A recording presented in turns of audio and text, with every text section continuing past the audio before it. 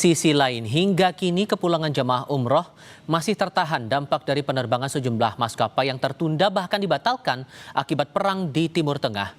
Data Sistem Pengelolaan Umroh dan Haji Khusus atau Sisko Patuh mencatat hampir 58.000 jemaah umroh Indonesia masih berada di Arab Saudi.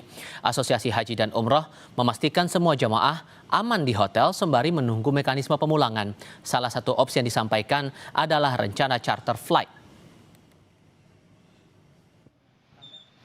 Ini mereka yang tertahan ya, semua kebanyakan stay di Jeddah ya, menunggu kepastian penerbangan dari masing-masing maskapai terkait ya, nunggu regulasi atau pengumuman ya.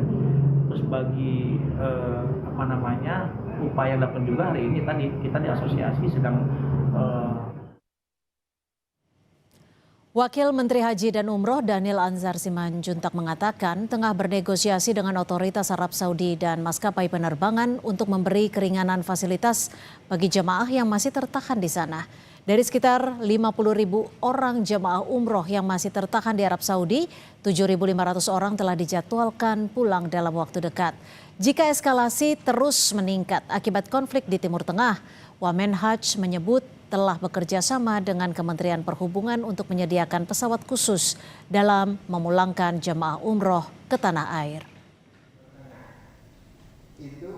Kalau eskalasi terus meningkat, Kementerian Luar Negeri sudah berkomunikasi juga dengan Garuda. Kemarin sudah disampaikan ke kami ketika ada pertemuan dengan Kementerian Luar Negeri. Dan Kementerian Luar Negeri menyampaikan bahwasannya Garuda akan men-standby-kan 2 pesawatnya untuk mengangkut jamaah kita atau warga negara Indonesia yang ada di Timur Tengah kalau eskalasinya meningkat. Tentu kita tidak berharap eskalasi meningkat, mudah-mudahan dalam waktu dekat eskalasi justru bisa menurun atau deeskalasi.